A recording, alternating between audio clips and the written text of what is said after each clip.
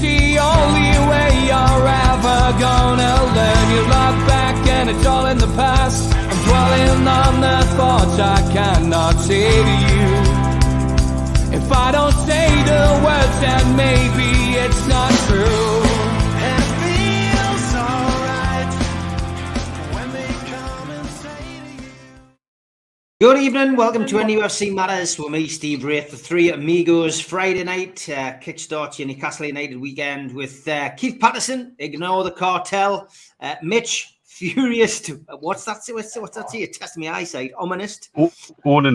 Onanist, right, okay, and George, the one-eyed I'm naval architect. I'm sure people will Google it. I'm sure they do. Steve Hasty will be joining us. He's probably walking the dog and trying not to look too much like the dog as well. But yeah, as always, plenty to talk about. And good to see that Keith is dressed up, especially for the occasion, especially with takeover talk. Hold on a minute. We've already had the takeover. What's all this nonsense, Keith? I think it is just what it is. You've got, if you look at the press, you'll see how lazy they are. Because basically what they're doing is they're allowing a couple of people that's got skin in the game, people that support Man United, people that dislike Saudis, people who's knocked this takeover from start to finish. And they've let those articles run. And then about 12 people has jumped on the back of it and produced further articles, which are all bullshit. They're quoting facts that the EPL passed our takeover on, which are all rubbish. They're quoting incidences where Richard Masters could reverse the takeover and drop PIF out of the ownership in Newcastle. And what Newcastle fans need to do now is treat it with the contempt it deserves. It's absolute horse shit. It's not worth getting excited about. But there's people getting clicks and podcast reviews on scaremongering our fans. So what they're doing is saying, oh, this is real trouble. You know, Piff could be out. We'll lose our 80%. We won't be. Honestly, you're getting carried away. And what you've got to do is you just got to stop. Just stop what you're doing and just realise that the people are doing this. If you look at the journalists that's doing this, that the same old lazy journalists who from start to finish didn't want the Saudi takeover and didn't want Newcastle to be back where they are now. And what they've done is they've got a couple of stories to stick. You know how news now works. If you get them to stick, what happens is more people copy, paste. And these stories, and it's the same old places. I mean, look at the first two newspapers that ran this. I think it was the Sun and the Mail. I mean, God, how close are you going to get to Eisel and Andrix and the shit that they put out? But people don't look past that. You've got to drop. Read who's behind these stories. It's the same old culprits. You've got people on there. You've got people saying, oh, Simon Jordan said, this is the man 2 days after the deal was signed off who said it's deader than a dead thing in Deadland. So, and people are quoting saying he knows who he's talking about. Just slow down and ask yourself. I tell you what it is, when it comes up in yellow ticker tape on Sky, then ring me and then I'll start worrying. The EPL have taken the case against Newcastle United to undo the takeover. It ain't happening. It's never going to happen. And what it's doing is just positioning people really sad. They call themselves in the know. They're not in the know. And what it's doing is positioning them people to have some credibility. But the things they're quoting are lies. The facts they're quoting are non-existent. I'd like to say it's disingenuous. That's what you say in legal terms. When somebody lies, they call it disingenuous. But the truth of it all is, it's better just said in our words. It's pure, unadulterated horse shit. And the whole aim of this is to let the Man United approach from an unbacked Qatari who hasn't got the funds and can't justify the funds to buy that club. They're trying to get that through on the blind side while they bring Newcastle to the forefront again. And they're going to try and cause mischief in Newcastle. Our fans, rather than debating with these people online, would be better off just hitting the block button. Because every time you debate with an idiot, all you do is you give them coverage and exposure. Newcastle United's going nowhere. The ownership's going nowhere. And if you want to look at the article Amanda Staveley did on Sky this week, where she spoke so eloquently about the biggest takeover in world football, and it was greeted by Mackems, and people from clubs like Chelsea, Liverpool, Man United throwing abuse at her. And what that did, that was a testimony to how big the deal was she did and how well she's done. But please, Newcastle fans, stop reading it, stop buying it, stop opposing it, stop giving it airtime. Just laugh at them and just say, look, we know we eating yet. We know we live rent-free inside your heads. Go and do one. Because it's can I tell you to stop for 2 minutes and think how much money have PIF got? 550, 600 billion? I can't tell you that if a war ever came about to strip them of one of their assets, the first and most obvious move they would make is to expose a British cartel quoted by Boris Johnson. And on evidence alone that's in 5 legal offices, you bring the Premier League down and the top 6 down if that case ever runs. And the evidence that evidence will last for 6 years. So we're about a year and a half in. That evidence, which grows all the time, has got 4.5 years of shelf life. That you don't want to worry about Newcastle, worry about them. Because if it ever comes out, they all smashed. End of it. End of my take on it. You've got nothing at all to worry about. John says it's good to see you in your old school uniform, Keith. Well done.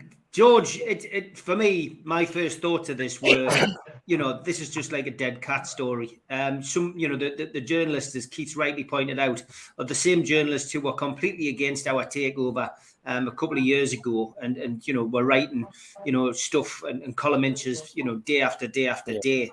It's the same people now. It's like a dead cat being chucked in front of the Qatari attempt to buy Manchester United, and a case of like saying, look over there, whilst they carry on with what they're doing in the background. That's what I felt it was straight away. What's your views been on this ludicrous 48 hours? Keith's just affirmed for me what I've thought about it from the beginning, the bits that I read, and what he's affirmed is that if for some unknown reason Richard Masters or anybody else tried to take down Newcastle United, Piff would crucify them. Exactly. They would crucify them. I mean, Exactly. You don't think for 1 minute those people who are involved with our club and all the experience they've got legally and in business world would go out quietly. They would crucify them. So Richard Masters wouldn't just be looking for a job. I suspect he'd be knocking on a cell door if they released all the information they've got.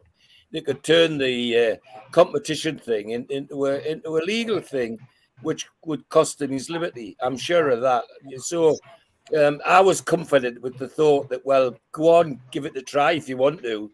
And then I looked at the names that were doing it. Then Simon Jordan's offering had me in stitches, really. I mean, I just thought to myself, well, this is all the rubbish he was piping when the takeover went through. He's still telling me that the takeover is not going to happen nearly a week after it had happened. It's just absolutely crazy.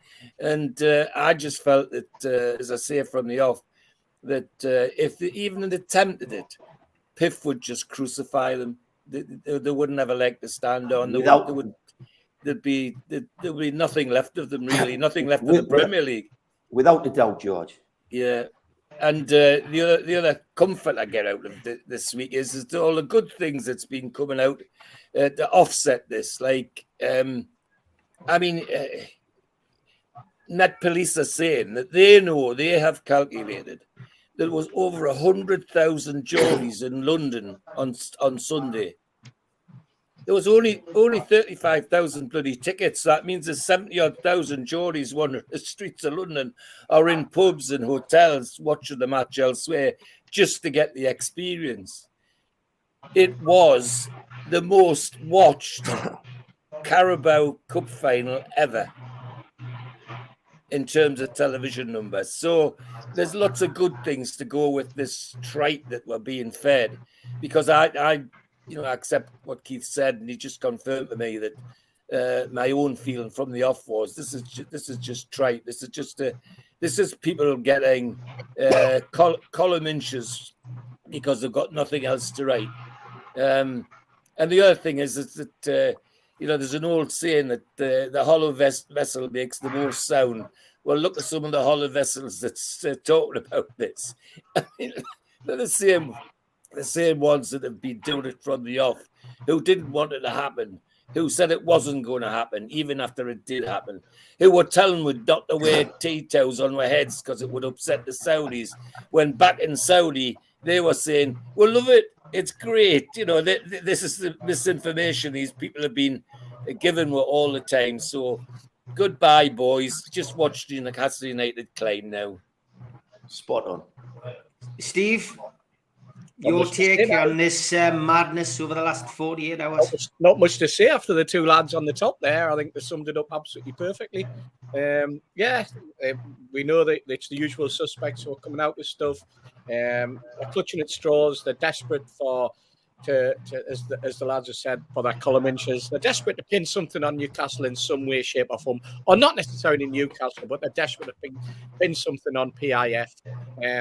You've got the situation with the golf. You've got the situation with Newcastle. They're trying to merge the two.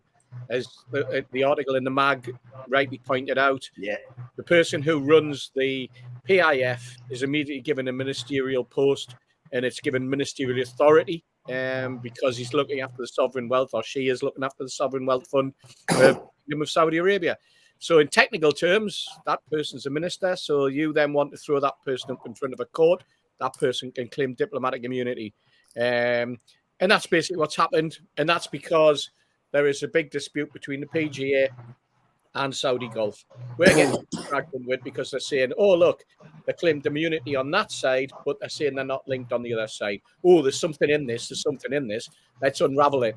And it's just hocus pocus. It's absolute rubbish. There's, you know what? I think, as I said right at the start there, the lads have summed it up absolutely perfectly.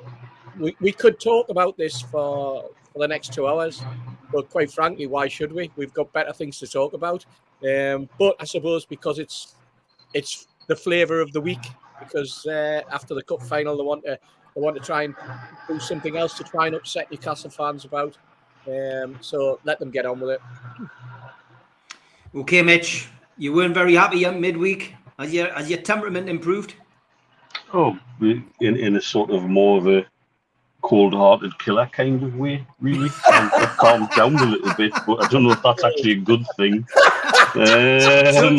So Keith's your solicitor tonight. You know what it is, right? They take words and they play and they know they're going to get a reaction. Demands made for Premier League to re-look at Newcastle takeover. And then you read the article, who's made the demands? Amnesty International. Got nothing to do with the running of football. Nothing. Nobody in football has demanded this. And everybody who wants to jump to this tune, it's just another way to have a further go at everything that they didn't want to happen, which it was allowed to happen. And then people start tying themselves in knots and say, well, actually it was all about piracy and that's why it was passed. Well, if that's the case, then the Premier League were happy with the ownership structure all along, and it was just the piracy that was the problem then. You know, you can tie this so many ways, and people want to get on a moral high horse about football and morality. So while we're on about that, you mentioned Man United and the potential Qatari interest in them, and I still think that's kite flying on Qatar's part. I think they're doing Rain a favour by putting the Stoke horse bid that'll put Jim Ratcliffe's bid up, because the Glazers aren't happy with the bids that they've had. It's as simple as that. There is no concrete interest for me, and it is a kite flying exercise from Qatar to say, well, let's see how far down this path we can go. Let's see how far we can push this, and we'll get a bit of information for a potential bid we might want to make in the future. It's sensible, it makes sense. And they're doing Rain a favour, and Rain are doing the Premier League a favour, and Rain are doing Man United a favour by then putting pressure on Radcliffe, who seems to be the preferred bidder by everybody, though nobody will publicly say that. And while we're on about morality in football, let's stick with Man United. Mason Greenwood, that actually have said today there is an option to bring him back into the fold. Where is your moral compass, Manchester United? Why isn't that back pages about this? We're the easy target. It's so easy to do it. And you get journalists who will jump on Saudi You get the BBC who will jump on anything in the Middle East at the minute. Some of the stories about Dubai on the BBC website are just absolutely laughable and hilarious. There's somebody who lives in the UAE, you know. It's frustrating, it's infuriating, and at the end of the day, it's all tomorrow's chip paper, and that's the way everybody should be looking at it. It's a good one. Okay, let's talk about the appointments, Mitch, this week. Doug Hall asked a question earlier. I saved it, actually. He asks Keith, but I'll ask you first because it's always tough when you're last on the panel when there's so much to talk about. What do you reckon about the new appointments that we've made? Obviously, we have people who now, as well as having notifications for Facebook, Twitter, TikTok, Instagram, Snapchat on the phone, they now have Company's House and aeroplanes. So, this is what I love about our fan base. We are such a bloody inventive, intelligent, creative lot. We will do anything and everything to get that last little bit of information. I tell you what, if Jermaine Jenis felt he lived in a goldfish bowl, I think now it's like a goldfish bowl with a magnifying apparatus attached to it. But it's fantastic. I love it. I think it's great. And the feedback from so many people in the club is that they love it too. They love the fact that we get so much wrong, but then still run with it. And then all of a sudden we're talking something totally different while they're getting on doing their business underneath the radar, which is fantastic. The appointments are interesting, particularly with respect, in my opinion, to the whole Saudi Golf thing. Removing Majid Al Sarur, who's got more links to Saudi Golf, and putting into place two people who are very much of a financial and investment background when we are looking to grow the commercial side of Newcastle United exponentially and as quickly as possible. That to me seems like a shrewd move. And I also like the fact that one of them is a Saudi woman. I think that again is a big statement to anybody who will naysay about Saudi. And I think Steve would say similarly, and follow on from this. When we were in Riyadh, everybody who'd been to Riyadh previously was saying how different it was. And do you know Riyadh felt like mini Dubai. It didn't feel that different to Dubai for me. And mainly because the interaction with women in receptions, on desks, on help desks, in malls, on serving in Starbucks and serving in hotels, and being in prominent positions and customer-facing positions, where 10 years ago they wouldn't be. 10 years ago they absolutely would not have been. So you have people wanting Saudi to make generational change in 5 minutes. They're already doing it, kids. And so I think those appointments to our board are very shrewd, both from a financial perspective and from a geopolitical perspective. Okay, Steve, what was your take on the appointments and the departure, of course? Yeah.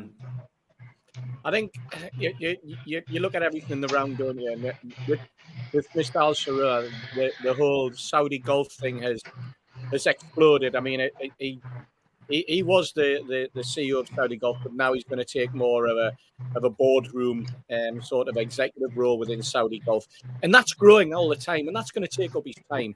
I mean, I don't think that's Al Sarur at Newcastle. It's about around about September, October, and that shows you that things were busy.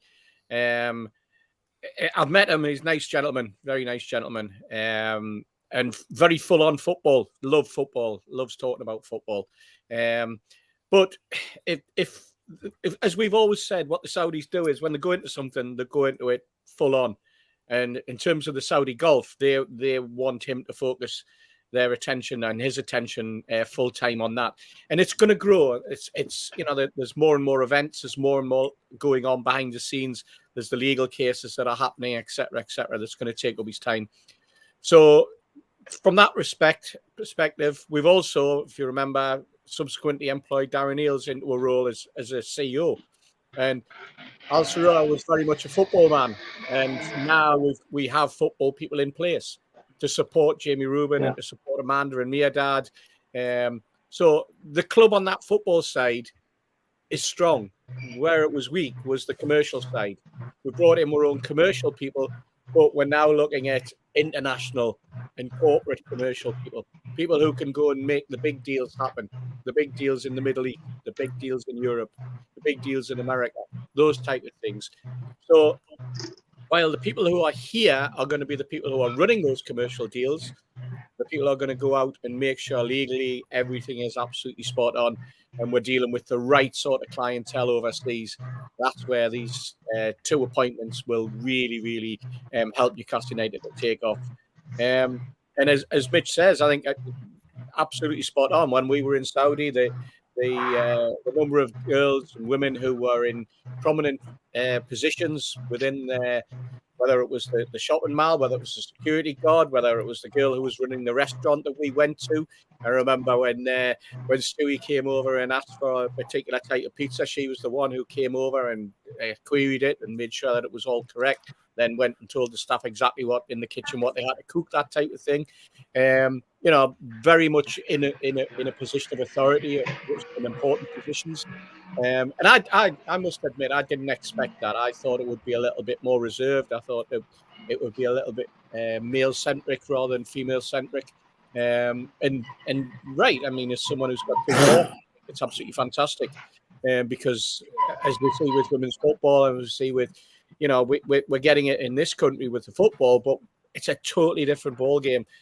This is life. This is Saudi changing.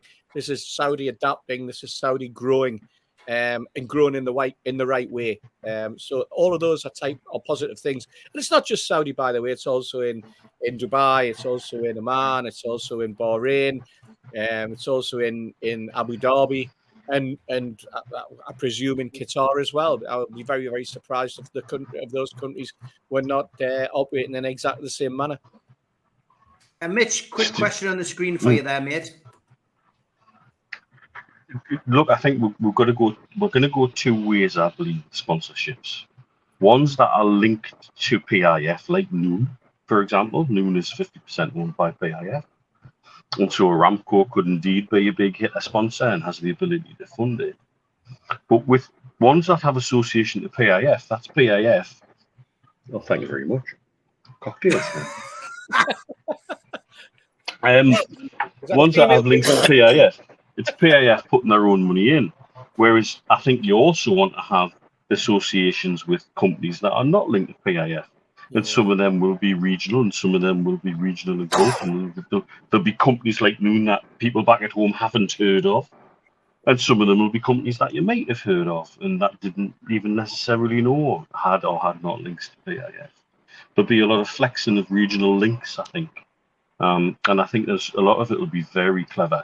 I don't expect it to be the obvious. I'm still here in Aston Martin. Although I'm less on that now because I believe that the training kit I was shown I was led to believe was going to be next season's with Aston Martin on as the one they actually released for the Carabao Cup. So, but you know, there's certainly loads of different ways we could do it. I do think there'll be a lot of stuff comes from this region. I reckon half of it will be PIF associated and half of it. Okay, well, it's one to watch certainly, and of course, to be able to achieve what we want to achieve, commercial revenue is really, really important, as we know. Yeah, George, the ins and outs that we've had at board level. I mean, it's always very difficult to make much of them from our perspective because obviously there's very little information out there about a lot of these people. You can do your usual Google searches. You can go on to LinkedIn, which a lot of these people tend to be on. But in essence, we know very little about these people who are being placed on the board, other than their representatives. But that's why we'll go to Mitch and Stu, particularly for these kind of in-depth shows to find out what's going on that side of the world and who these people are. Even Al Walid on a Wednesday can sometimes give us a little bit of insight into who they are. But yeah, but with these appointments, even Al Walid was a bit like, oh. He was when in the WhatsApp. He was, and I think that I find very interesting that I suspect they're hand-picking people for particular reasons. I think he was also disappointed at the departure, wasn't he? Yeah, he was Well, he's got some sort of relationship with Sura, hasn't he? So Yeah. obviously he's going to be disappointed that he's not going to be in those positions anymore. He lost the connection. Yeah, which I totally understand. It's a piss out when it happens. We lost one from the dressing room last season. There was a really good connection in many, many, many ways, and we'll never give up who it was. But when they're gone, they're gone. Mm-hmm. Yeah, they are. George, what's your take on it? The ins and outs at board level? Well, in any business, it's you've got to be prepared to move on and make changes. In terms of Newcastle United, we're looking for changes on the field. We're looking for changes in the training staff and the managerial staff. It's inevitable we're going to have changes in the boardroom. And to me, the fact that these changes are leading towards more financially centred people who are, as Neil just said, are capable of doing deals all over the world, that's just right for Newcastle at the moment. And as to the guy who was the chairman, perhaps somebody woken up to the fact that he needs to concentrate on the golf and leave football alone for a little bit. It's not just saying goodbye. It's saying, well, that's your job. Get on with it, and we'll handle the rest. And I think that's absolutely sensible in a business sense. And add to that, my positive feeling this week has been helped by watching Amanda Staveley talking at the Times football conference, the Fine Football Finance Conference. Her eloquent knockdown of all that was being said about possibilities of selling us and buying Manchester United, I thought was done in a very cool, calm and measured sense, and just knocked the stuffing out of all of that with words of one syllable, which is fantastic. So you add that to the support you'll get from these people on a commercial side. It all sounds very positive to me, Steve, and I none of it, as I say, concerned me greatly. As I say, I think the chairman's done a job. The guy who was the chairman's done a job, and it's now been shoved back to get on with his golf, and because of the problems they're having there, I think. And we've got two great financial people to take the club forward in different things. And I've been saying for a while, I said for a while, just what Neil's been on about. I expect some of the big sponsorships not to be PIF sponsorships. They're going to be money from other places other than PIF. And I think that's fantastic from an FFP point of view, because at the end of the day, once they get those sorted, it means that in an emergency, PIF could come in and chuck a few 100 million at it as well, just to raise the whole profile again and take the pressure off FFP. So, no, I just see all of that as positive, Steve. Yeah, me too, mate. 100%. So, Keith, again, you've got to keep the engine finely tuned, haven't you? And these changes aren't made rashly. They're made with a bit of thought. And these people obviously bring something to the table. There's 2 points I want to cover. The first one is about the directors. The club was bought for 3.5 million, and the plan is to take the 3 billion in 10 years, which is a tenfold growth. So it basically grown year on year, doubling up and double up. I think they'll do it in 5. That's my bold prediction. I think that the club will be worth 3 billion in 5 years, and I think that'll be done with winning things. I think that'll be done with the sponsorship deals and the way that the whole thing progresses. I think it'll be fan related as well, because I think within that time we'll get additional people into the ground. To do that, when you've got a venture that you take on, it's 305 million, and hasn't really been excelled for the past 14 years. You bring in staff like troubleshooters to find out who's on your side, who's not. And you bring people to assess the team you've got, and they'll be assessing people in the admin side, in the recruitment side, and on the playing and coaching side. Once you get past the stage where you've got confidence in these people, and you think administratively you're strong, and your recruitment's strong, and your team's strong, you then think, well, we're going to grow this, and we could probably grow this quicker. And I think the owners will have come to the analogy that we can grow this probably in 5 years. And what you do is, the original directors that were doing troubleshooting and looking around and trying to win, and think about it. I mean, Amanda and Medad were literally running this single-handedly for the first opening gambit period. And then you bring in Darren Eales and you bring in Ashworth and you bring in Silverstone and people like that. And the whole dynamics change. And when you're talking about sponsorship of the ilk of Fun 88, and that changes to Noon, where they're paying more for a shirt sleeve than they are for a shirt centre, that tells you how things are moving so quickly.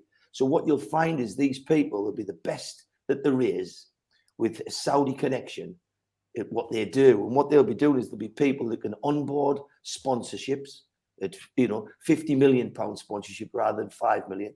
They'll be onboarding deals, and there'll be people they'll be legally qualified. They'll have a legal nous to stop people like FFP and a cartel from challenging the sponsorship deals you bring in. Because it's not about bringing sponsorship deals in if you're going to get it overturned. A bit like what they're saying now with the club ownership. So you're going to say something now?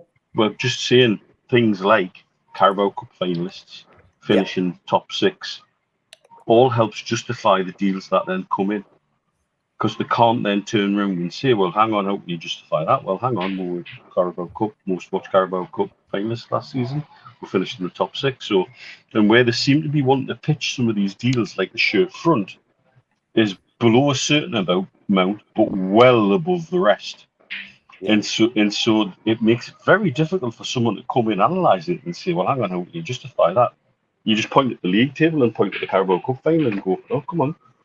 And I think that's the one benefit of us being ahead of the game on the pitch. For all, in some ways this week, it's frustrated the living daylights out of me. But when it comes to some of these sponsorship deals, they play the blinder. We're going to come in with nobody able to overturn and say, well, how can you justify that amount? Point at the league table. How would you justify that amount? Point at the Carabao Cup final. You also look at that other table that there is, which is how many times you've been on live TV this season. Aye.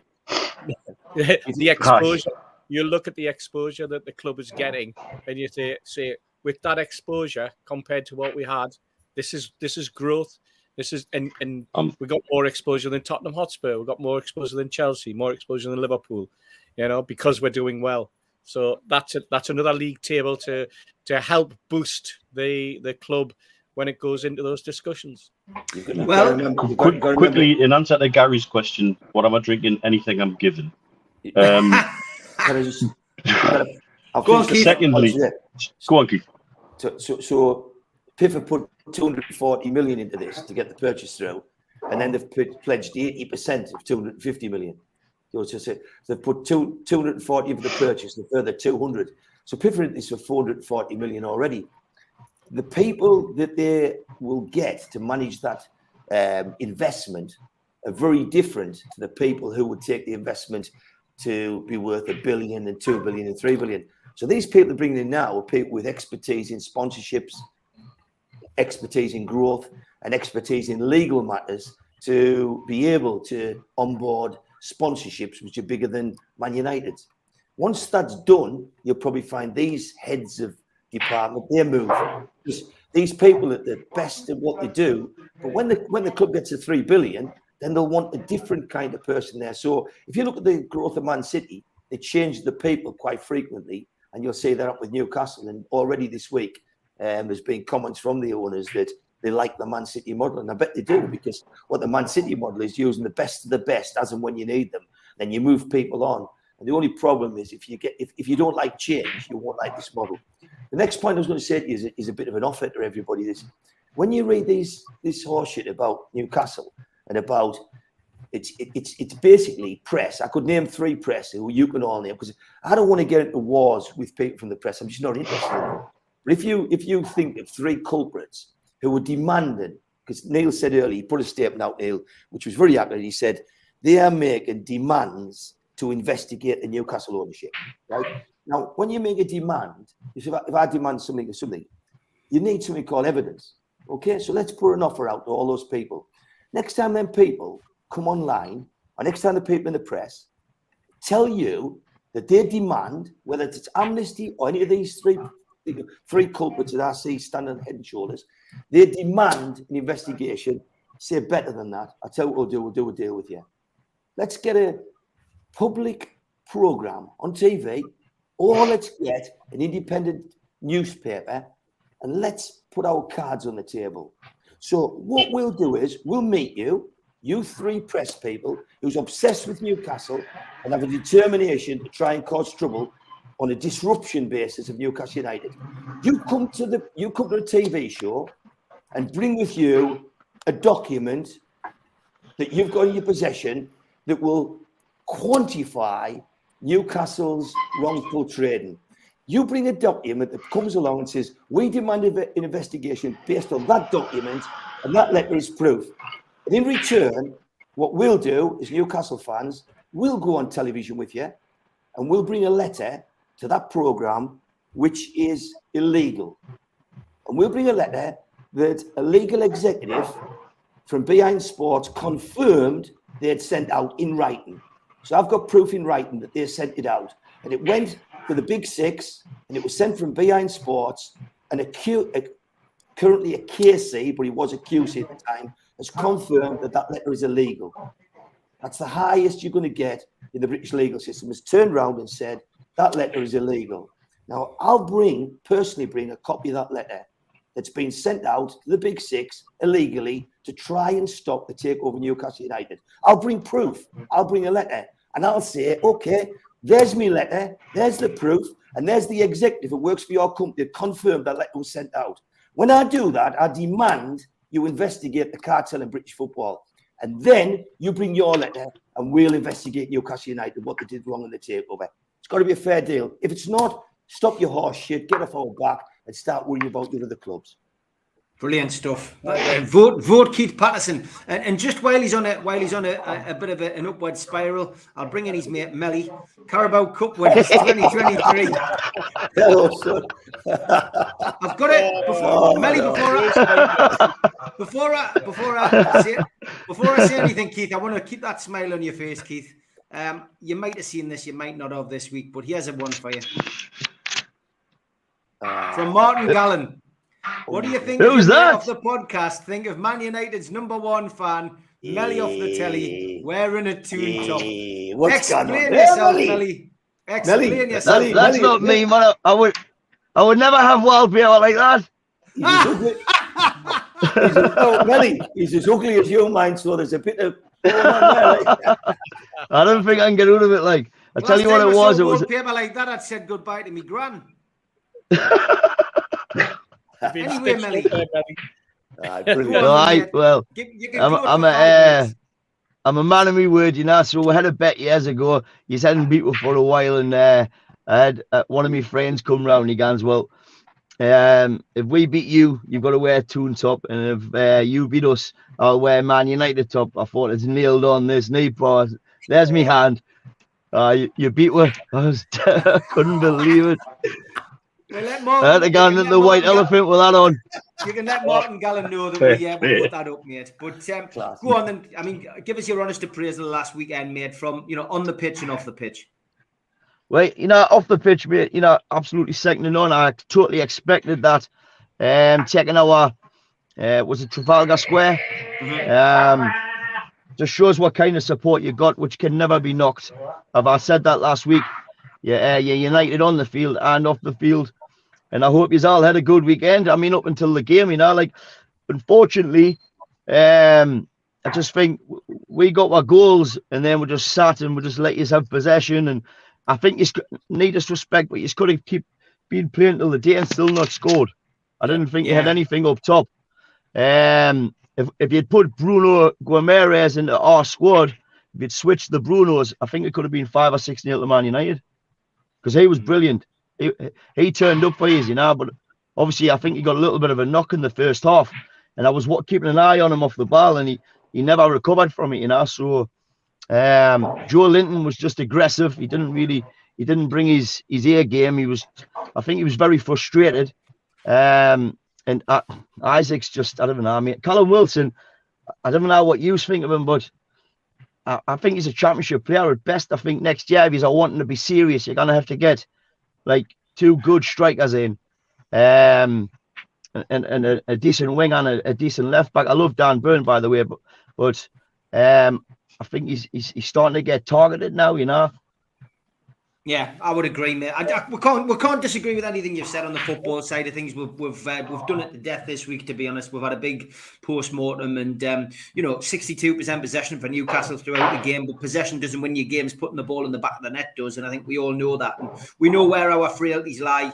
We've just got to hope that our season doesn't go down the pan. I mean, it's been an achievement getting to a cup final. We haven't been in a relegation battle. We're officially safe with 15 games to go.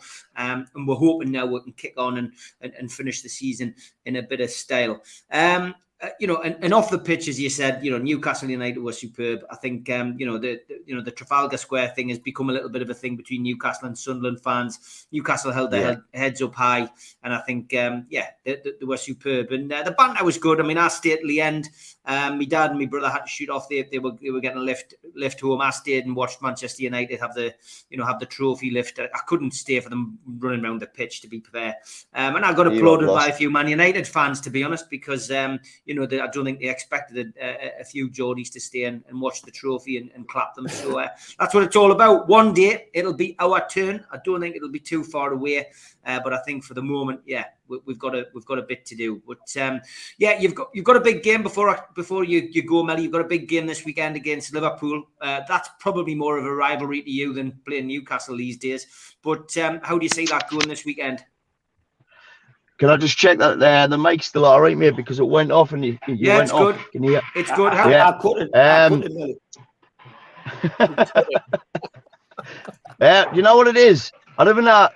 I'll come back to Man United. I just want to go back to Newcastle, and I don't know playing City if it's going to be a good thing or a bad thing for you.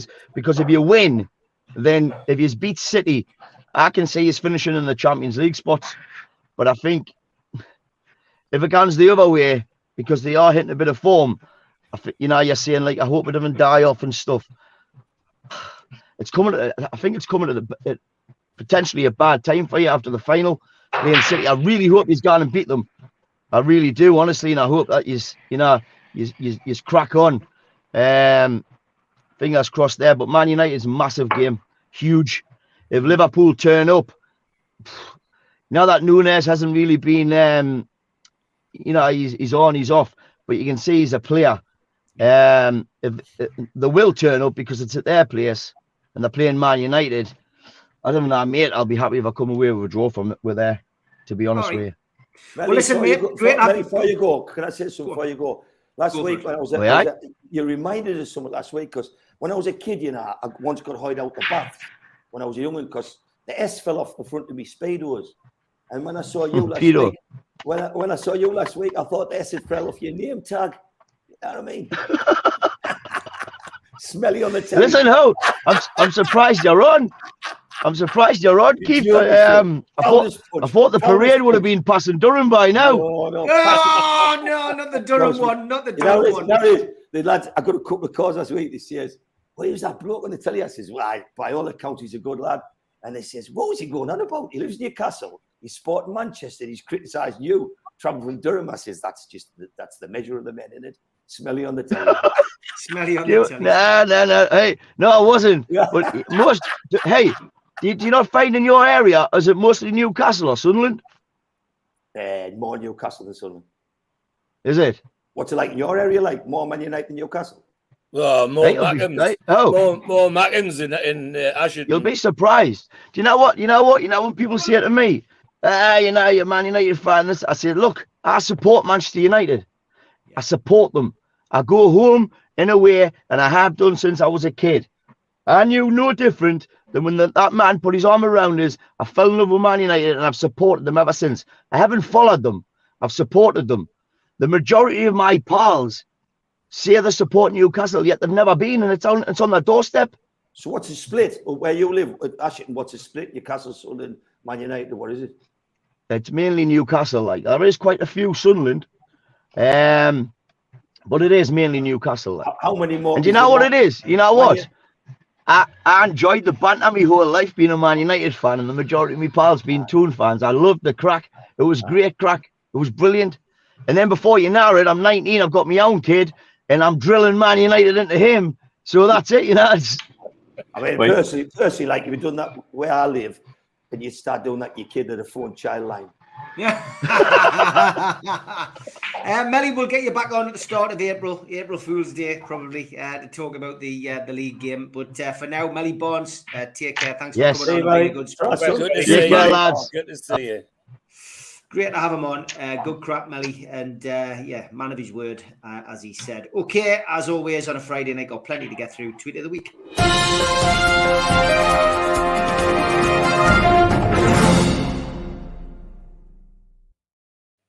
Quite a few Carabao Cup ones to start with. Kevito says, is the Carabao a prestigious trophy or a meaningless pot that I didn't want to win anyway? I guess we're about to find out. I suggest the latter after last Sunday's result. 12 pints of brown water for Ketch, £789. A bargain. Wow. I bet you there'll be a few people checking their statements from last weekend going, wow, did I really spend that much? It doesn't bother me for the price of beer hour. Yeah, it was still quite cheap. Quite a cheap weekend for you, I bet, yeah. Win, lose, or draw. This is the tweet of the week, Steve. Stop the competition now, said David Shepherd, of course. Mia, Dad, and Jamie sneaking down to Trafalgar Square the night before the Cup. Jay Cumbry, huge day for United, a massive club back where they belong today, in a final with a manager who's transformed the club and fans ready to embrace the good times again. Hope you all travel safely from Newcastle. Yeah, that was it was a great tweet, but there was a lot of banter going backwards and forwards about United. We did a bit on this show. Mabel Tavern is class, over 18s only, no Man U colours. And Alan Nicholson, massive weekend on Wearside as we have Manchester United Football Club competing for Newcastle United Football Club getting beat at Wembley Cup on Sunday following the We Do Trafalgar Square Better Than You trophy today. It was a bit of that going backwards and forwards. And one bus going to Wembley, one going to Coventry. Lots of videos circulating of that particular exchange between Newcastle and Sunderland. Geordie's everywhere. My sister supporting the lads from Antarctica. That was on Cup final day as well. Great photograph that, Mickey, by the way. And Paul Usher said, calm down now after the weekend. So drunk after town that I went to Wild's End High Street with me mate from over there.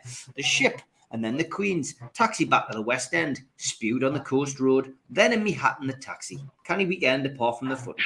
I bet there's a lot of that kind of stuff went on. I couldn't tell you worse, but I won't. You could, yes. Name a small town with a funny name. The scoreboard was quick in with Sunderland. And you know, I like the photos. United posted this one a few months back, and I forgot to put it up. That's a great photo, isn't it? Peter Kirkley pictured with his great pal Joe Harvey at Benwell and Stan Nixon, who took him to the NUFC Centre of Excellence in 1992. I just love those photos of yesteryear. You know, there's something about them. But Joe Harvey, club legend there. Stan Nixon was a teacher at our school. That's right. Yeah, you mentioned that before. Yeah, 100% Mags. One for tweet of the week, guys. More like football away days. Which football team has the best away fans in England? Peter Kirkley, a great friend of mine, by the way. Yeah. Dedi Al Ramayan sent this one. Out of context football, you need time to watch this one. Messi, Ronaldo, Ronaldinho, Zlatan, Giroud, and then Neymar Jr. Very good. This one took a little bit of time to sink in. I hope you all get it, said Wayne Bennett. Orchestral manhoovers in the dark. Very good. Very good. More time to draw it. Rob Vasey, this year, thousands of men will die from stubbornness. No, we won't. Yes, nice one. And yes, Ian Hull. Eventually, he finally finds out where he is. Where's Wally, of course. I like that. Brilliant. I got sent this one as well by somebody. I love this one. There's Beardsley and a young Chris Rigg. And I've included it in Tweet of the Week because it's, of course, the young lad who's, turned up at Sunderland and is doing rather well down there. Everyone thinks he should be at Newcastle. So, great photo of that. And I did save it and can't remember why I didn't use it previously. Man, I'm getting worried. Me too. I just saw some sweet corn. Oh, yeah. Thanks, Jimmy. Bit near the bone, Jimmy. I think the proper term is cashier when you see what that is. £25. Till slag. They have got some weird names, these IKEA bits and bobs, haven't they? When you absolutely refuse to go along with the Peaky Blinders dress code. Good one, Matthew. And Does Fred make you wonder Delicious- what was going through his mind. Oh, definitely. Day 1, Greta Thunberg, check out my cars. Day 73, my dearest Barbara, today I fought a ghost. Just another one of Andrew Tate's tweets. He's seen a ghost in his prison cell on day 73. What's your favourite sitcom of the past 5 years? Said Zora. Fire and Skill said NUFC. Next one. And this one from Ready to Go message board. Right, I've been round an in-law's house, Roker, and their 2 sons were playing football with a mate of theirs, and they were shouting, "Mag playing when shooting." Is that what it's coming to, is it? A bit success and kids are turning into cretins. I can see loads of young Sunderland fans becoming mags within a few years, and to be honest, it's scary. Others across our city allowing this to happen, one stringing up. Not impressed at all here, mind. If you ever down. You wouldn't write it, would you? I can't end my messages with love, Shaq, because the B-52s ruined that for me, said Shaq O'Neal. Excellent. I love that one as well. And stuck on a small island, couldn't resist this one. Clean me. No tomatoes kept in this van overnight. Excellent. Winner this week for me was this one from Football Funnies. Breaking. Ivan Toney has apparently told his friends and family that his suspension won't start immediately and he'll be available for Brentford's 2-2 draw with Fulham next Monday. Thanks to Zara. Keep them coming in. That is Tweet of the Week for this week.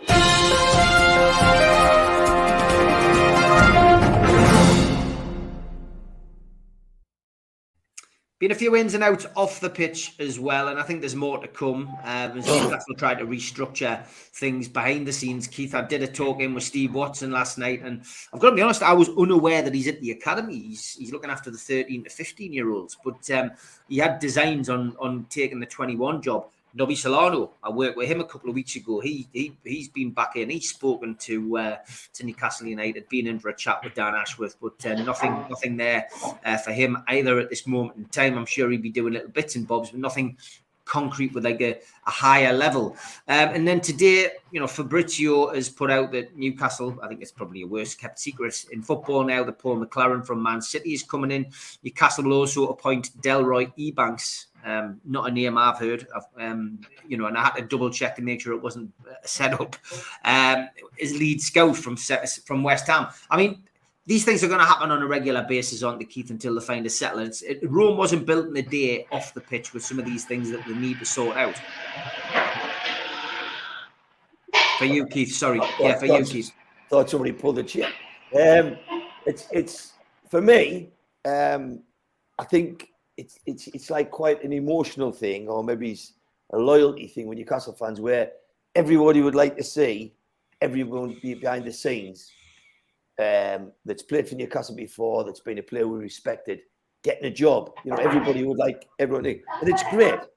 There's a lot of people I'd like to see back involved in Newcastle, but the reality is every job will get somebody on the merit. So, like, I know years ago, John Hall went back and said, "I'd like to play 11 Geordies." It's nice, it's romantic, but it's not realistic. And as soon as you find a player that's better in a position, then our local lad gets dropped, or he only gets in if he's the best. It's the same on commercial, it's the same on scouting. There's people, if you say, where would you feed from at the moment? I would say Man City's a ready-made place to go to, because they've gone and recruited the best there is through money. And if them people leave and come here, then all well and good. But if you look at the guy we got out of Liverpool a short while ago, who was supposed to be the king of stats, and then he came to us, and Liverpool were rightly ruffled by it, and now he's going to Man City. So he's leaving Newcastle to go to Man City. So this is going to happen. But when we bring people in, you can slaughter us, you can say what you want.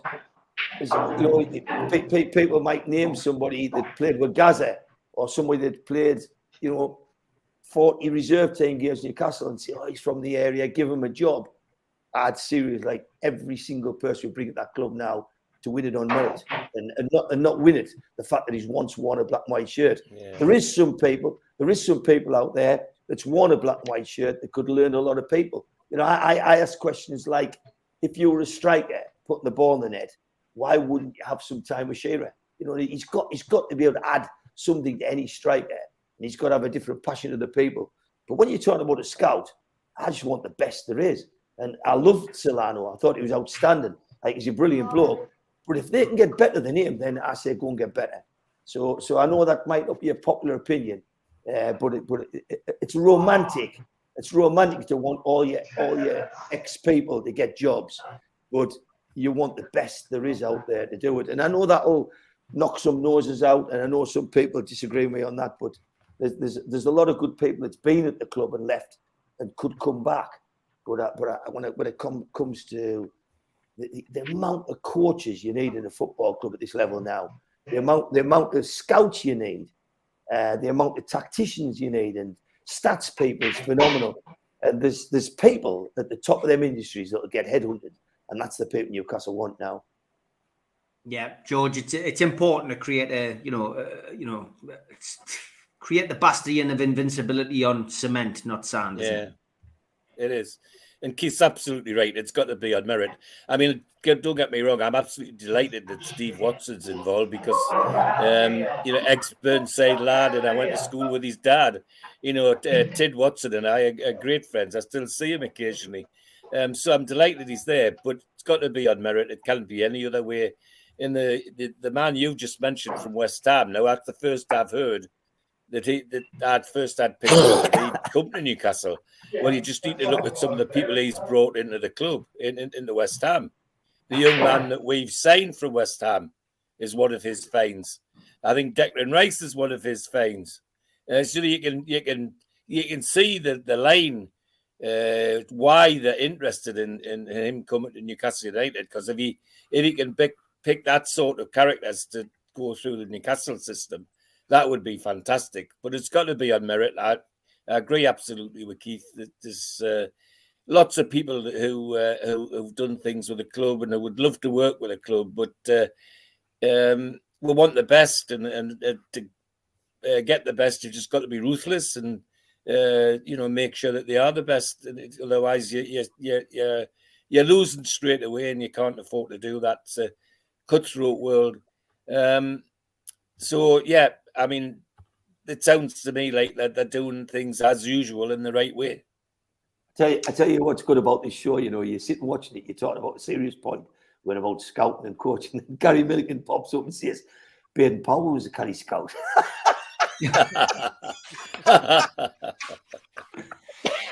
Steve, it's good to see them, bringing in. We've lost an analyst as well, which Eddie Howe referenced in the press conference today. And he says, unfortunately, when people are good at the job, this is the problem you have. Sometimes people want to move on and test their abilities elsewhere, and we have to watch that, and we have to try and prevent these kind of things happening. But every now and then it's going to, But again, it's a bit of tit for tat between Newcastle and Manchester City, it appears.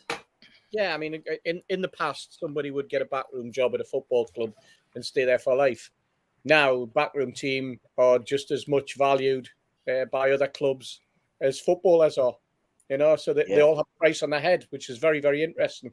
To see an analyst moving from one club to another and then to a third club, it shows you the value that's being placed on analysis and on data gathering. It's the same with doctors. It's the same with physios. You're seeing an awful lot more. Again, you used to be the club doctor. It was somebody from the RVI, and he was there for life.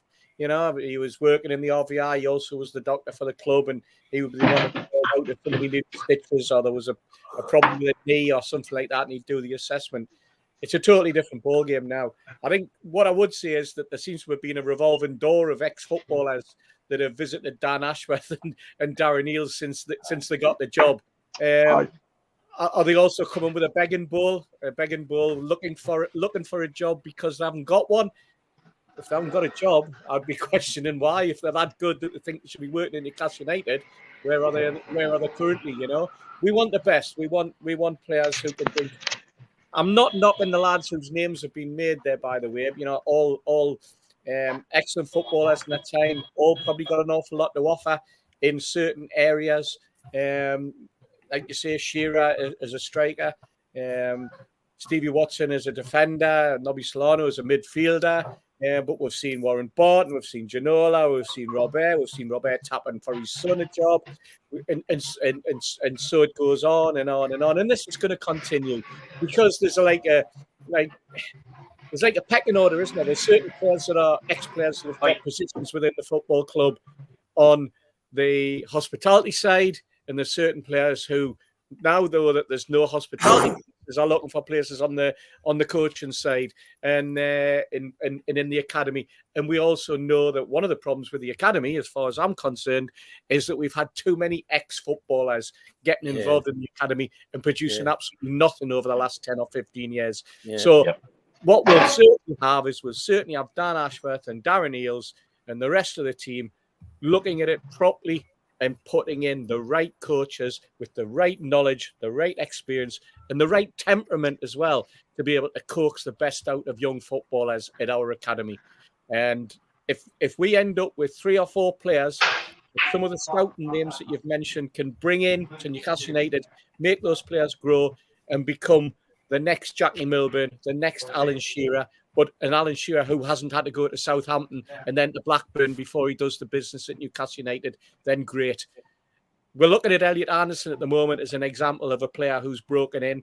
I think prior to him, the only other one was Paul Dummett that I can recall, and obviously the Longstaffs and Sean. But Elliot, there's an age gap there between Elliot at 19 and Sean at 24. But there must have been players in that gap as well that have just gone by the wayside. And we're not, it's so disappointing. But I think on the other extreme, football clubs, what they do is they take an academy, they throw a boatload of money at it, and in the hope that they'll get one £30 million footballer.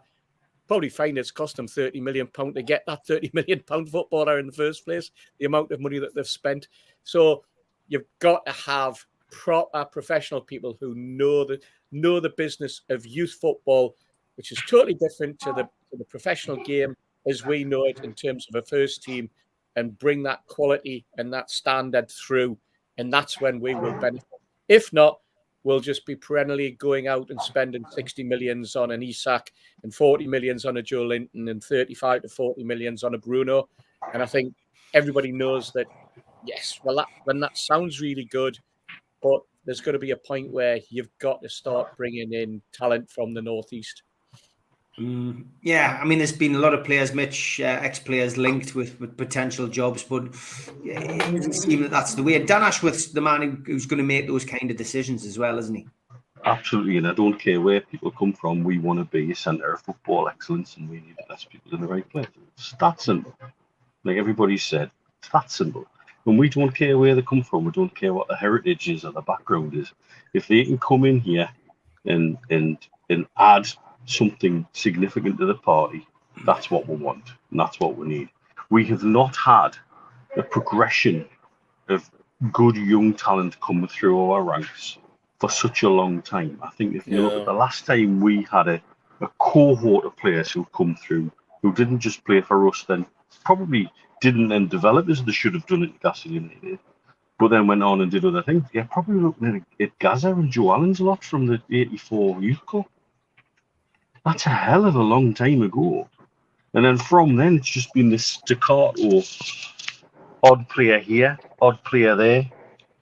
We've got this one, we've got that one. And there's never been that consistent line of progression. And that's been one of the problems we've had, certainly when Steve and I have talked about the academy for a long, long time, is that you'd watch other teams that play a cup game and there'd be 2 or 3 18-year-olds on the bench. And they'd come on and they wouldn't look out of place.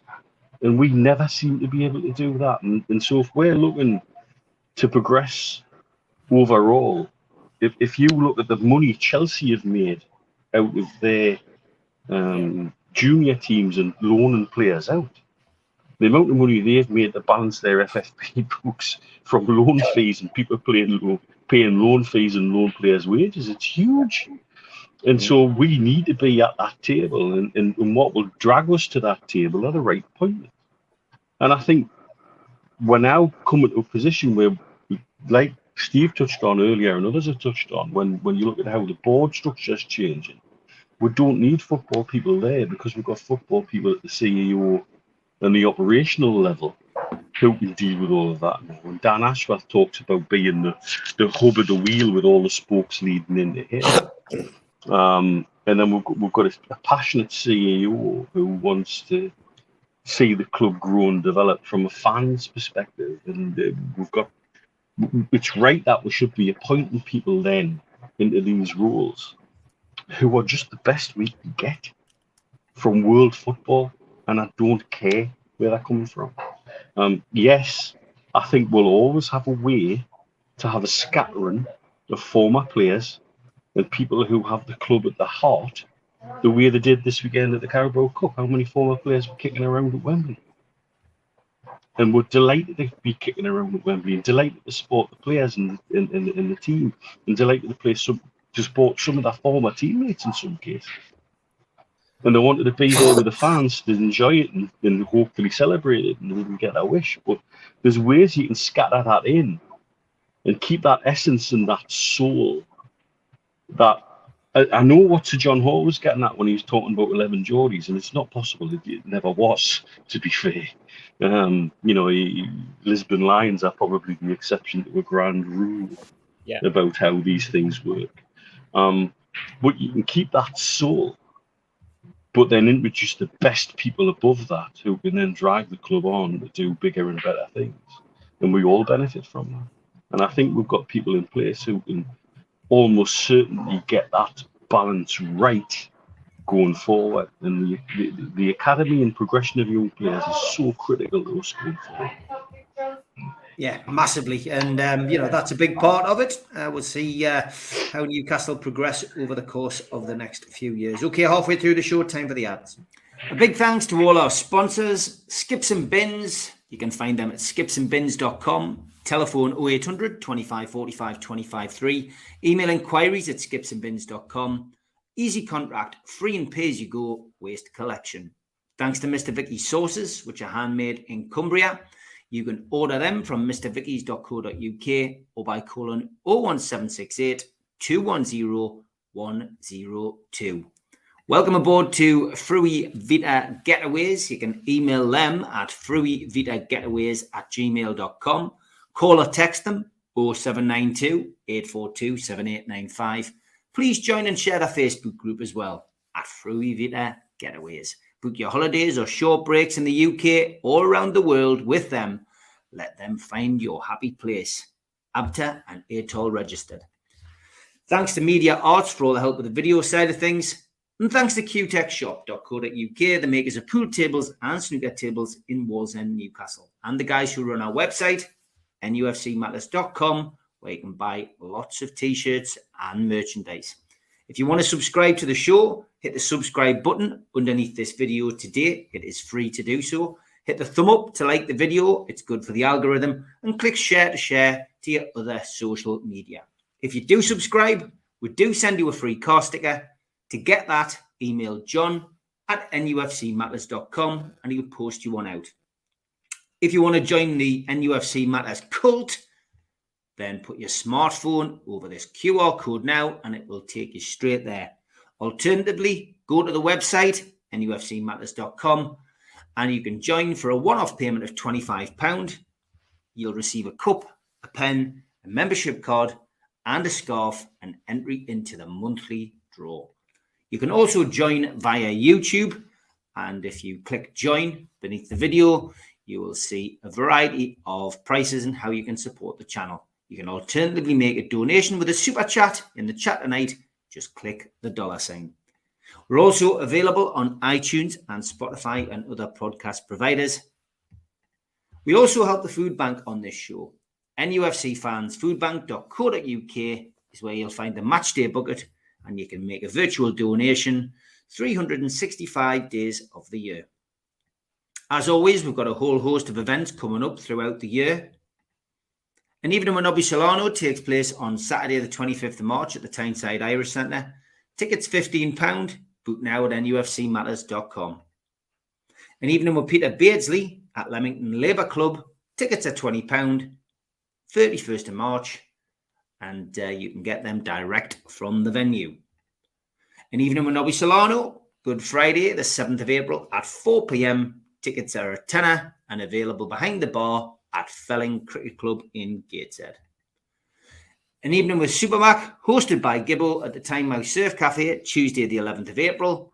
And tickets direct from the venue. This is a limited ticket event, only 35 tickets available, so book soon. And an evening with Frank Clark and John Gibson, Thursday the 20th of April. Tickets are £15. Book now at nufcmatters.com. In June, Rob Lee will be at Louis' Liquor Store in Newcastle, and you can get tickets direct from the venue. And an evening with Rob Lee, Lee Clark, John Beresford takes place the following evening, Friday the 2nd of June at the Grand Hotel in Gosforth. This is in aid of the Heel and Toe charity, and tickets are available from their website, www.heelandtoe.org.uk/events. And if you're a boxing fan, the Night of Champions comes to Gateshead at the Fed. Frank Bruno, Ricky Hatton, Nigel Benn and Joe Calzaghe are part of the UK tour, and you can get your tickets from www.goldstarpromotions.co.uk. Okay, time for Toon Lookalike.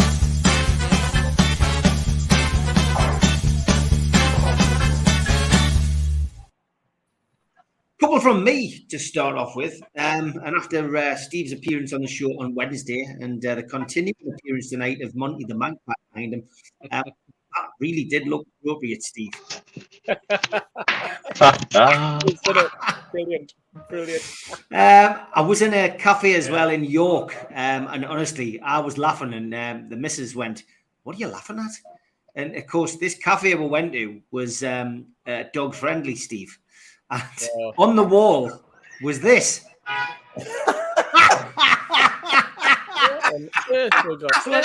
So I did pick out a few, Steve. Brilliant. Anyway, That's like a porn movie for Hasty, that like. In fact, if Steve Hasty walked in, Keith, I probably would have never recovered from that. Like, unbelievable. I would have looked like this.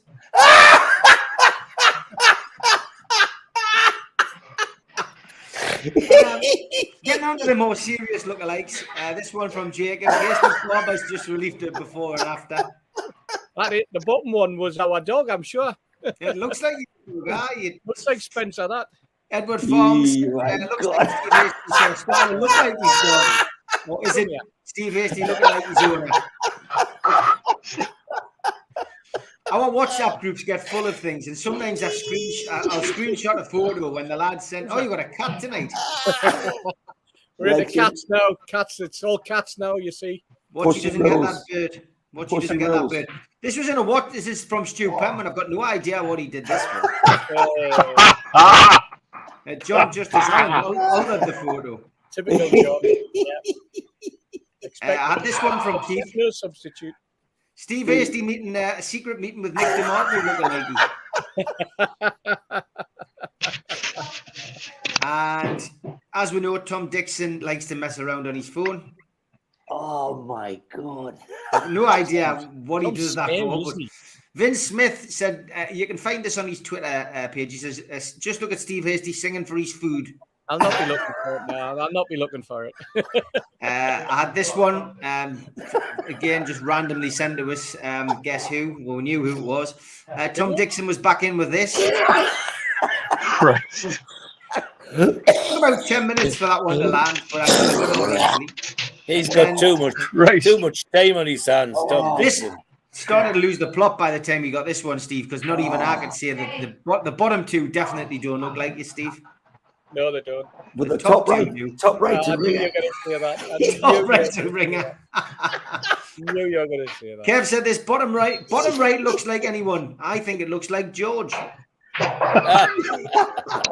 Thank you. Hey. Anyway, back to Hasty. Hasty getting grads at the Manx on Sunday. What the hell? What? Like someone out of Alien? Looks possessed. And as we know, Rita is always very nice to you, Steve. So first of all, she sent this Hasty with his new haircut, and then she actually went out to see you, Steve. and she promised us this one. My God. Fantastic. Great stuff. Anyway, moving on. Which one was me?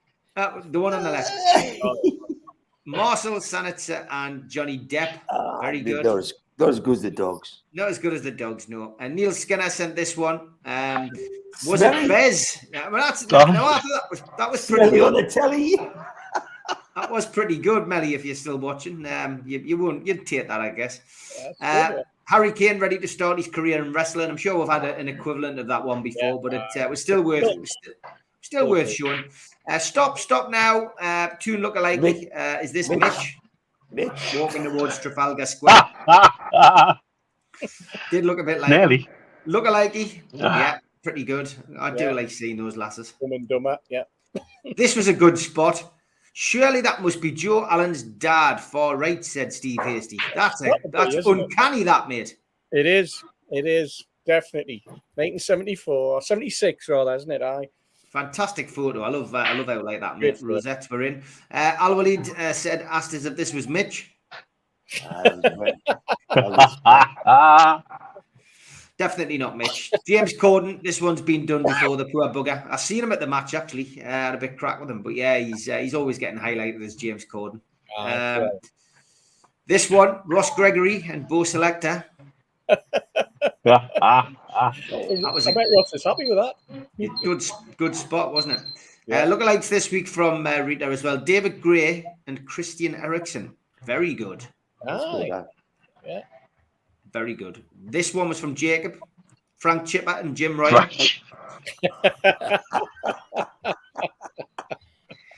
Back to Rita, Erling Haaland and Draco Malfoy. Oh, excellent. Really good. And this one from Barry Hogan. Took 2 in.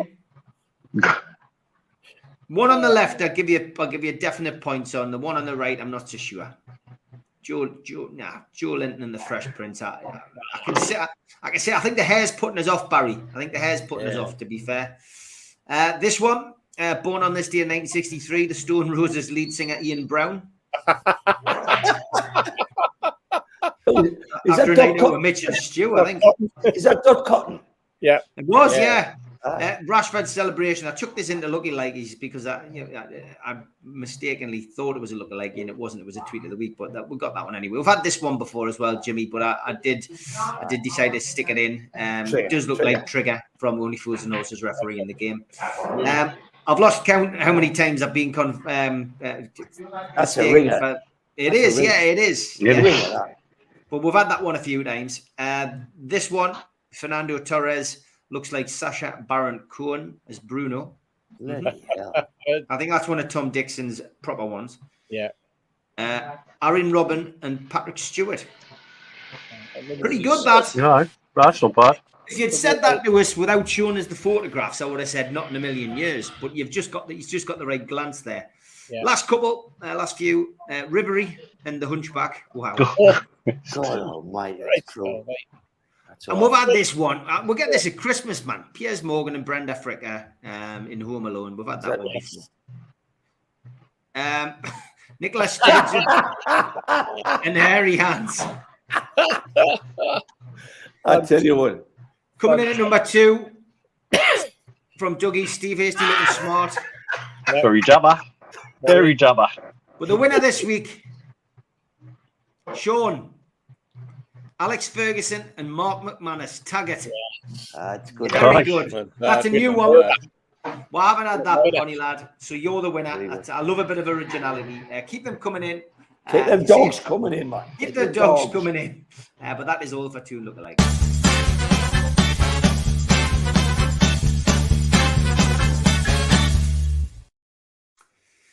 Okay, we did get a really nice Day I Met, and I'm going to play that now just to go through it.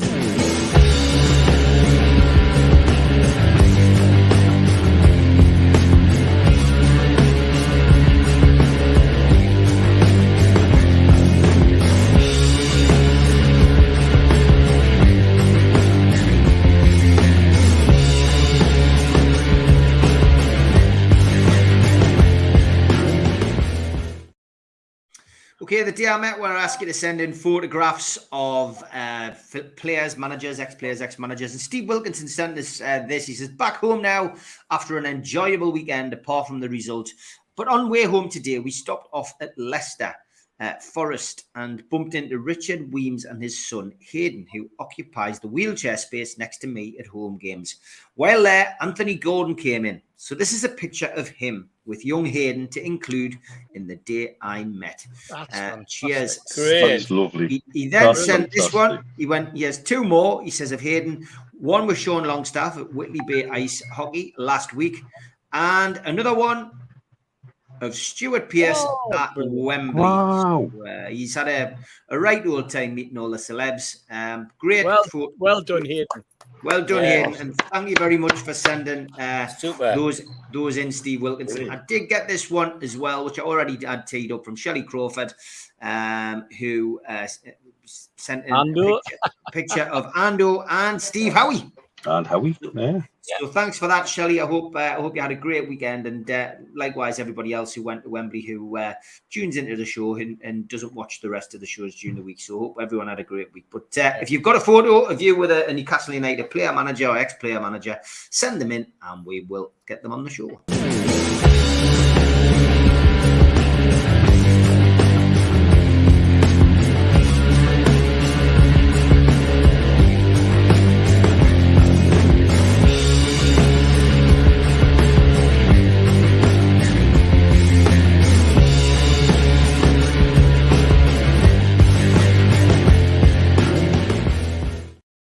As usual, I missed out the T-shirt last week because I was in a mad rush to get out the door. The Peter Beardsley T-shirt with George Best. It's a one-off that John has done for the food bank. Chris Cooper has got the current bid on my Twitter account at £25. You need to bid on the tweet. It's pinned at the top of my Twitter at Steve Wraith. Get yourself on there. You've got 15 minutes to bid. It's £25 and all of that goes to the food bank.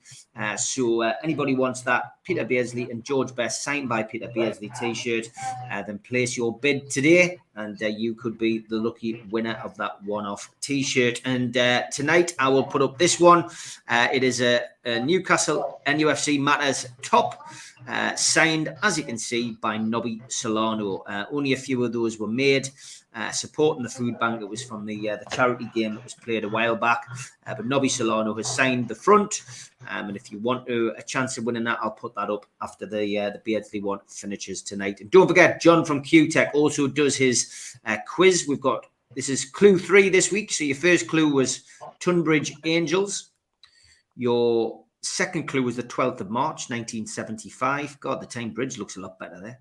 And 187 NUFC appearances is your third clue. You'll have a fourth clue next week and a question, and then you will have a chance of winning something next week. And the Peter Beardsley Soccer School is back. Fox Hunters Pavilion, North Shields, NE29 9QB, April the 3rd, 4th, 5th, 6th, and 11th. If you want to enroll your kids, it's the peterbeardsley.soccerschool.com where you need to go to. Honestly, that has gone from strength to strength. Peter loves doing it. The kids have really enjoyed themselves. So get yourself enrolled. Get your kids enrolled. It's ages 6 to 16 years. Well done to John from Q-Tech for putting that together. It's really starting to come together, all that now. Okay, as always, we look ahead now to the game at the weekend. And Newcastle United, of course, travelling to Manchester City, 12:30 kickoff. Live on BT. All 3,000 tickets have been sold for the away end. The team news, well, Nick Pope, Anthony Gordon and Martin Dubravka are all still all available now after missing the Carabao Cup final. The good news from the press conference today was that Bruno is fit and raring to go. He also confirmed that Ryan Fraser is no longer part of the first team group and he is training with the 21s. and he's got no future at the club. Joe Linton goes into the game on 9 Premier League bookings for the season, so if he gets a yellow card in this game, then he will miss the following Premier League game. So yeah, it's an automatic 2-match ban if he gets another yellow card. So he needs to be on his behaviour for the next 9 games if you're interested. As for Manchester City, well, of course, they won 3-0 at Championship side Bristol City in the FA Cup this week, and they have done rather well at home. The only side to beat them at the Etihad is Brentford, and they did have a draw with Everton as well, but they've won 10 of their Premier League home games. They've scored 41 goals as well. Wow, it's going to be a tough one. Referee for the game tomorrow is, bear with us, Simon Hooper, third game for the Newcastle United this season. He refereed the 2-0 win over Forest and the 0-0 draw with Leeds. And on VAR, it is Michael Salisbury. So, as always, we go to Toon Stato first for his thoughts on the game.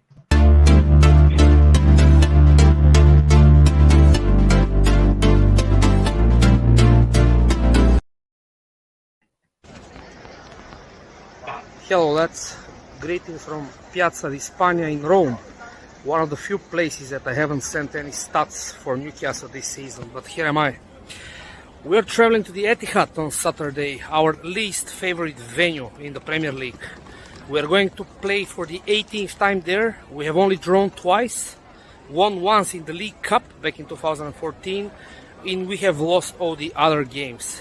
They have beaten us 13 times in a row at the Etihad in the league, which is a record. Only Everton against Fulham are on a longer run with 14. Manchester City also have scored in 28 consecutive league games against Newcastle ever since the 0-0 draw back in 2006. Steve Harper being the last goalkeeper who kept a clean sheet against them.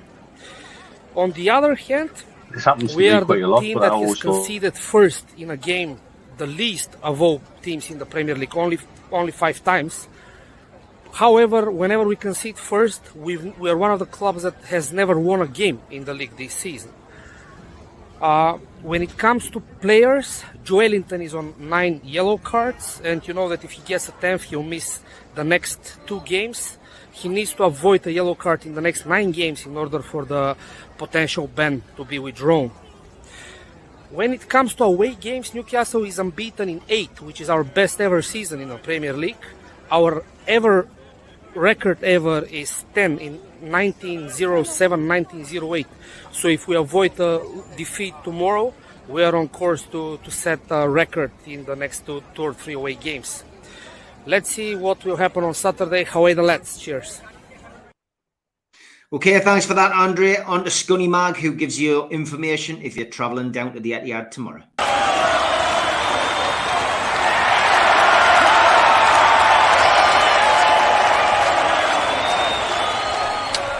Hi folks, Paul here with your away day guide for Man City for anybody travelling to the Etihad. The postcode for the stadium is Mike 113 Foxtrot, which will get you in the area. If you're driving in and parking, you want to be in the Etihad Blue car park for away fans. The what 3 words robot risk types. That'll set you back £10 and it's advisable to book. Just across the road from that, there's a little fish and chip shop, which is cracking by the way. And down the side of that, there's some back gates to a school field that they open up for matchday parking. That'll be £10 as well. It's the Resurrection School, but I always prefer to use local schools and community groups and things like that because it gives something back. Yeah, what 3 words for that entrance is Jets asking this, and that'll take you straight down the side of the chip shop. For those coming in on train, Piccadilly is the popular one, and that feeds out into the city centre. There are plenty of pubs around there.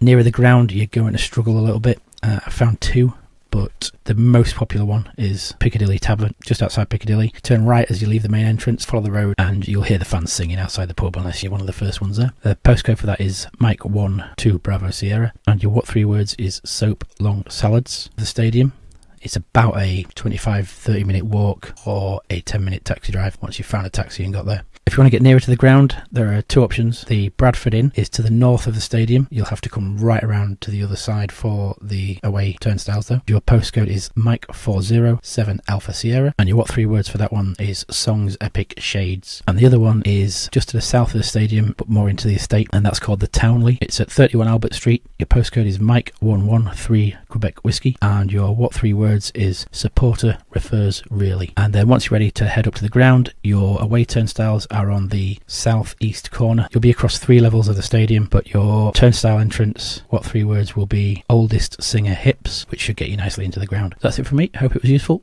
See you soon. Last but by no means least, Toon Tipster.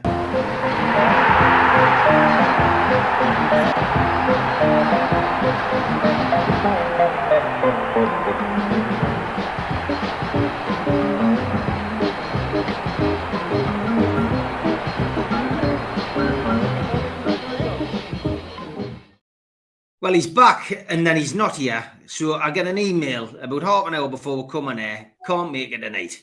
Dear mate. And then he sends us a script, which is never as good as when he does it. So anyway, evening all. Sorry I can't make it. I'm on a secret mission to see if I can find Callum Wilson. Last seen boarding a plane to the World Cup. Following the agony of last week's Wembley no-show, we fly right back to reality with a gentle return to the Premier League away at Manchester City on Saturday at dinner time. Time to close your ears.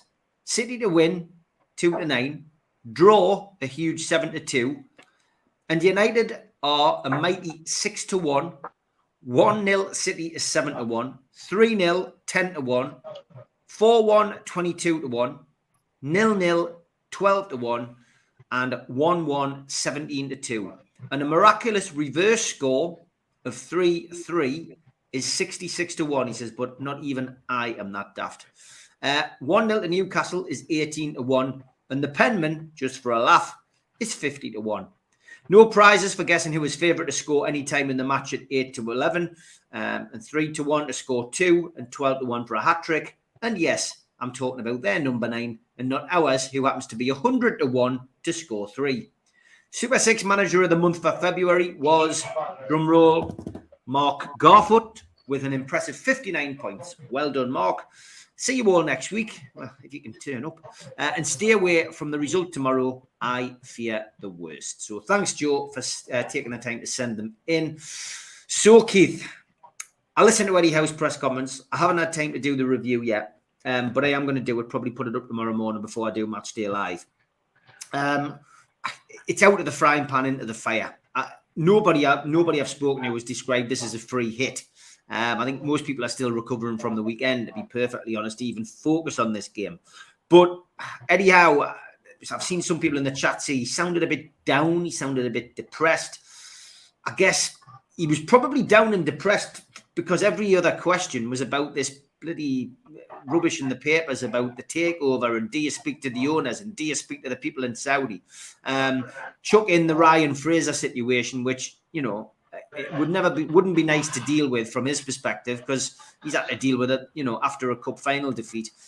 I guess that's why he probably wasn't his usual bubbly self. But he's got to get them focused. He's got to get the players back on track. And he did say he'd spoken to them this week, you know, to try and get what was described by the press as the sadness, you know, away from the weekend and focus back on these last 15 games. So it's an awful game to go into, isn't it, Keith? It is, but some of these things are getting monotonous. And I think I'd like to see Eddie Howe go to one of these press conferences and just turn around to the guy who's asked the question and say, tell us about the cartel. Tell us about your big six that's had the nose knocked out the joint. But he can't because he's got to be a professional. So what he's doing is he's taking all the shit that people are deliberately throwing at him because they know he can't answer it. I mean, he's not positioned or empowered to talk about Newcastle's takeover. The guy's just got to sit and take it. But it's like bullying, really. It's like hitting a bloke who's got his hands handcuffed behind his back. It's not really very ethical. But they keep doing it because when you ask Eddie Howe questions he can't answer and he goes quiet, they see that as a win. These people have got a agenda to fulfill. So they'll say, you didn't have to well with Eddie there when you quiet them. But it must be hard. It's a massive statement from Eddie Howe to do what he's done with Ryan Fraser. I think it's a good statement. I think it shows that, you know, with a small and limited threadbare squad, he's not going to take anybody who's taking the piss. So I think he's prepared to stick his neck out and say, well, Fraser, if you don't want it, you're not hungry, you don't want to graft, you go and trim the kids. And I love that. I think that's the action of a winner. So I love that. As far as Joe Linton going 9 games and not getting a booting, that's just incredible. I mean, like, seriously, I'll get dreadlocks before that happens. He'll get a booking tomorrow. I think he'll get booked tomorrow. And I think we'll just have to. It's just the same old same, isn't it? We lost Bruno over 3 games. We've lost Wilson since the World Cup. The next thing is we'll lose Joe Linton for the 2 games, and that's the way it is. Newcastle's one of the few teams that could go down there and nick a 1-0 because that's just the nature of the animal. You go to Wembley, you get beat, you regroup, you expect to get battered, and you turn it around. But I'm a realist. I don't think it's going to be annihilation, as a lot of people predicting. I think that the people will go there with the hearts on the sleeves, and I'm predicting Newcastle get beat 2-1 tomorrow. Okay. Over to you, George. I muted you, George, before. I think you spoke. Sorry? It's okay. I muted you before because when Andrew, I heard you saying something. I don't know what you were saying. All right. Well, go for it, mate. Go for it. It's my fault. I couldn't hear Andrea, that's all. The thing that annoys me intensely is it's always our manager, always Newcastle again. Just over the middle of last week, the Ten Hag had an interview about the Carabao Cup. And the reporter said to him, do you feel comfortable about the club being owned by people from Qatar? And Ten Hag said, that's nothing to do with me, it's political. And that was the end of it. No follow-ups, like Eddie Howe has to face, you know, this. Ten Hag got away with it scot-free. And I think that's, you know, just more outrageous tripe as far as I'm concerned. Eddie Howe's every right to feel a bit got at because every opportunity they get, they have a dig. But he still says the right things for me for encouraging the team to get back on song and get involved with this game. And why shouldn't he? Not too long ago that we gave this team a difficult run in a game, and I'm not entirely sure that we won't surprise everybody tomorrow, and I'm confident to feel that we'll at least come away with a 0-0. But at the end of the day, it's a tough one straight after a cup final defeat. But I'm equally confident that Howe's got the nature to get them going, to wind them up again.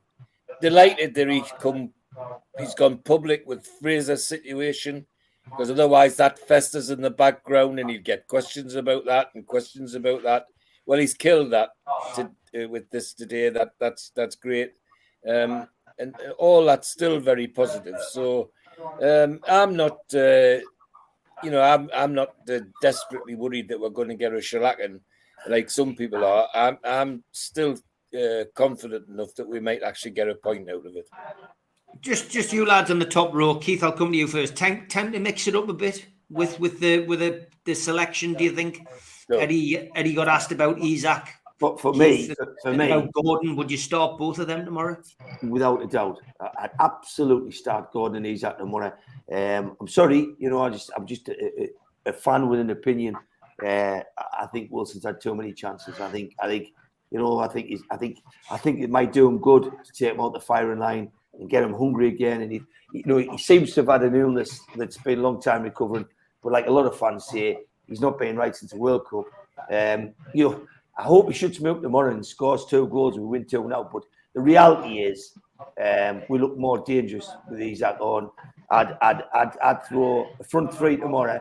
I'd put Maxi, I'd put Gordon, and I'd put Isak on to start the game, and I'd bring Miggy on, later on. And when you might get you might get people tired with his pace, and then I'd get your players out there. The thing tomorrow is the fans. Like, we know that these lads are going to run through walls. There's one thing about Newcastle: they're going to give you value for money. They're going to close people down. The problem is when you've got Wilson who's not 100%, you can't high press because he's not high pressing. The high press is at the front. We've lost all of our turnovers, and it's a tough game. You know, going as realists. Let's just give a good account of ourselves because I still think we'll finish fourth, and I don't expect nothing at all from tomorrow. All right. What about you, George? Would you change it a little bit tomorrow with the personnel? Well, I think I'd already said this week I would have all the runners on Isaac, Gordon, and ASM. I've got to say, if ASM had played as badly as Wilson has for the last half dozen games, been slaughtered. ASM would have been getting absolutely not the lickings of a dog off anybody on here. And yeah, absolutely. And yet Callum Wilson seems to have sailed through it all with a minimum level of criticism as far as I can see. And he's just got the stage where we can't afford to have somebody up there that's not pulling their weight. And it's got to have we've got to have more coming through that centre. And the only way to do it, the weapon that we've got is youth and pace. Yeah. And Manchester City, the weaknesses are that the fullbacks are starting to slow down. Kyle Walker now is getting to look very like the man who's eating all the pies, and they can get down the outside of him. I remember the picture of Willock up here at St James's, leaving him for dead. He gave him a yard start and beat him by 2. And I thought, yep, you're on your way out. Well, it's the pace and the energy is what we've got as a weapon. Let's put them all on. And I would do as Keith says, Gordon, Isak, and San Maximum would all be on for me, and I'd find a way of fitting them in. Spot on, George. Yeah, spot on. Yeah, Burns getting grief. He's playing better than Wilson. We need a new striker. There's so many thoughts too, guys. Yeah, we'll probably come to that, mate, in a later show. Steve, you know, it is a big ask tomorrow, but never say never. You know, what's your take on it? What would you do team wise, and give us your prediction? Pope will be back. We know that. I think Eddie Howe's got a number of little conundrums to play on. I mean, we've started leaking goals. Does he look to tighten it up at the back? The midfield haven't been scoring goals, so does he start to look at the midfield and try and get something else out of them? He made a change on Sunday where he took Longstaff off. Never established whether that was due to an injury or whether it was tactical. I don't know whether any of you lads ever came to a conclusion on that. And then up front, we've stopped scoring goals. We've stopped getting behind the line. We've stopped playing the ball in front of defence again. And we haven't been penetrating. And this has been the problem since just after Christmas, since we returned from the World Cup. I mentioned it on Wednesday. We all thought that the World Cup would be a good break for us. And it has actually turned to be the other way. But we're playing Man City, and Guardiola's turned into a bit of a tinker man as well, hasn't he? You know, he doesn't know what his best team is. He's, I suppose, because they've been involved in so many competitions that he's got a big squad that he needs to shuffle things about, but he seems to make some strange shufflings. You know, he dropped Haaland, whether he's resting him or whether Haaland is carrying an injury, not too sure. It'll be interesting to see whether he risks Haaland tomorrow. I think he had him on the bench in midweek, and whether he's looking ahead to future games with him and just protect him. He might turn around and go, this is the sort of game where I don't need to play him. All of a sudden, Grealish has become one of their go-to players, or one of his go-to players. He's regularly in the team now, when in the past he wasn't.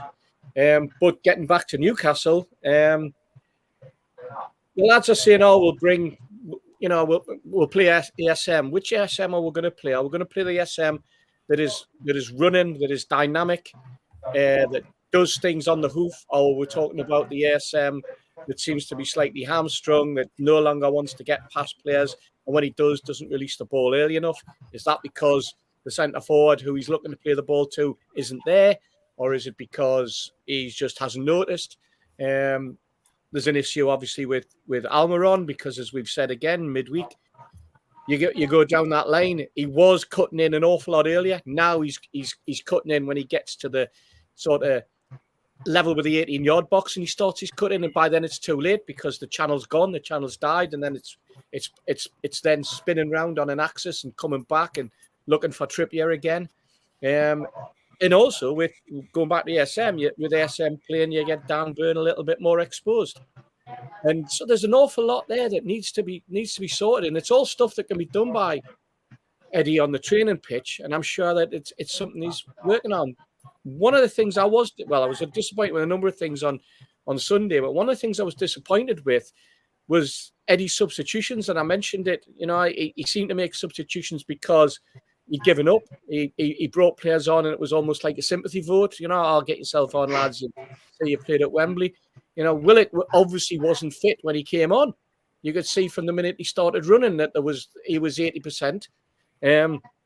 He brought Richie on, who's hardly played all season. You know, and I just, 5 minutes to go, I always thought we're in for a barnstorming finish, and we killed the barnstorming finish by making changes. And it's those frustrating things. And if I was going to criticise Eddie Howe for anything, and I did at the beginning of the season, I did midway through the season, it was I've always felt as though that his game management is suspect. He was making substitutions at strange times during games. Yeah. And then when we had the good run, it was as though we countered that, and he was making the right substitutions. He was making substitutions at the right time. Maybe that's because we were winning anyway, and it was a good time to kill the game, or it was a good time to lock things up. Now the substitutions seem to have gone scattergun approach again. I said I would play Wilson and Isak alongside each other. And you know what? With Man City and the way that their defence tends to be structured, that you might get something from playing two strikers against what basically is a three-man defence that they play, because everybody else plays up front and they move the ball around. And if you can expose them down the flanks, or if you can attack them down the middle and give their defenders something to think about, then it might be worth doing. But that all depends on whether Wilson is A, fit, and B, up for it, and whether he's got the legs for a full game. And at the moment, the question, I suppose the jury's out on that in terms of Wilson's fitness and his mental state, because there's obviously an awful lot other than just recovering from the virus that seems to be going on, because he can hit the barn door at 5 paces, but that's because he's not even getting the ball to hit the barn door. I was going to say, you know what? I'm going to go up with a 66-1 and go up at 3-3 and put me 50 pence on it.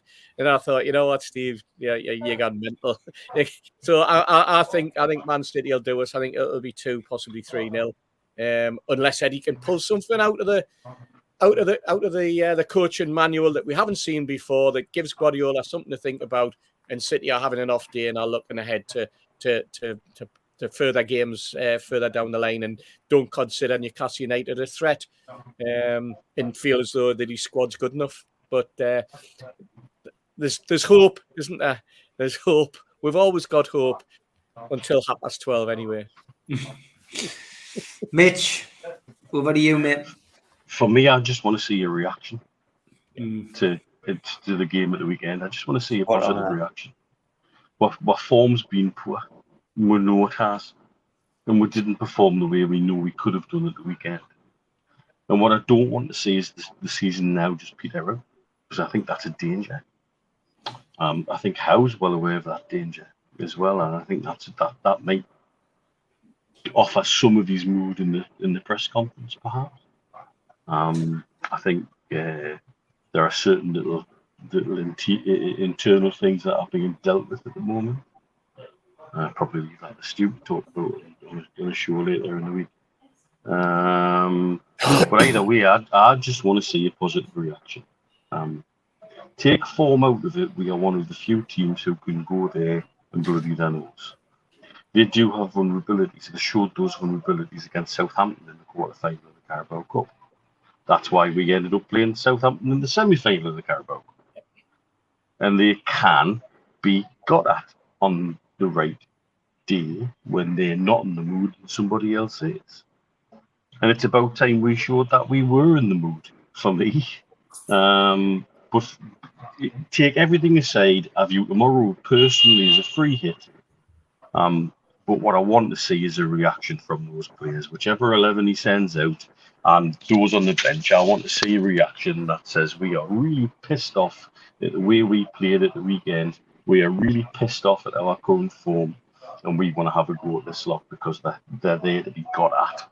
And I think this season they've shown they are there to be got at in some ways. And I think we are one of a handful of teams who can get at them, be that mentally, certainly physically. And that's not, we've not seen enough of the physicality this season. Our set pieces need to be really re-examined. We've got probably one of the most physical teams in the league, and we're not making the most of it from certain situations for me. So I want to see a reaction and let the result look after itself. Okay, have you got the dice? I have got the dice. This is where I'm glad I've got the dice because I don't want to make a prediction, to be honest with you. Well, the dice says 0-1. Wow. And wouldn't we all be happy with that? Yeah. That's what I said earlier. Excellent. All right, that's great stuff. I'm going to go 3-1 to City. I can't see Newcastle getting anything tomorrow. I don't think it's a game, that Newcastle will. I just don't think they'll be able to perform. And I think Man City will be too good, to be perfectly honest. But I do fancy us to score. I can just see it as a 3-1 defeat. But you can join us tomorrow on Matchday Live. We will be live. Me, George, and a few other lads will be taking you through the game. So if you want to join us, we'll be live at 12:15. Okay, time for Elliot.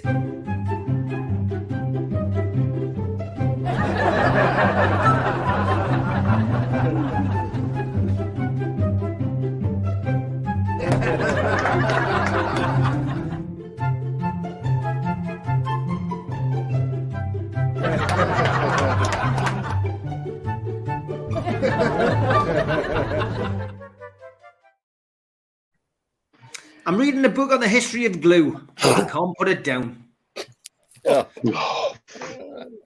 Great stuff, Elliot. Great stuff. Winner of the T-shirt, the Peter Beardsley George Best T-shirt, is Chris Cooper. £25 at the food bank. So thanks very much for that, mate. I have tweeted you. Well done. Sorry, it's been a slight delay. A big happy birthday to Emmanuel Riviere today as well. Remember him? No. Scored off the wrong angle. It's a rare photograph of him. He didn't play many games for Newcastle. No, yeah, it is his birthday today. And I haven't forgotten anything today. So John and Julie, you'll be very happy because we're finishing off with Troll of the Week.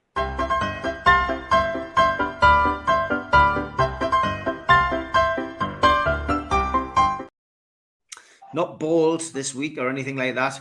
It was this one. I got mentioned in dispatches a couple of weeks ago. Seeing so many people demand how many trust members were period 4 and below, probably because Steve Wraith told you to. The trust don't have the sales history of members. The trust don't make decisions on behalf of the club. Your moaning won't get you a ticket.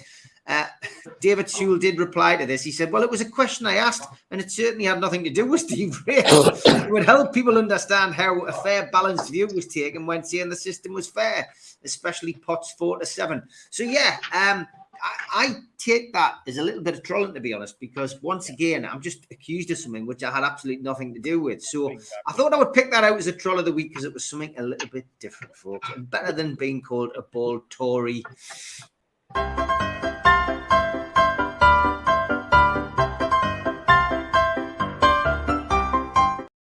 I was just going to say, Steve, we're talking about youngsters. We're talking about young players and the academy and getting experience. And it just reminded me when you put the picture of Beardsley and George Best, the T-shirt. I was talking to Peter a couple of months ago, and Peter was telling me that in one season, when he was over in Canada, he played against George Best, Johan Cruyff, Franz Beckenbauer, and Pelé.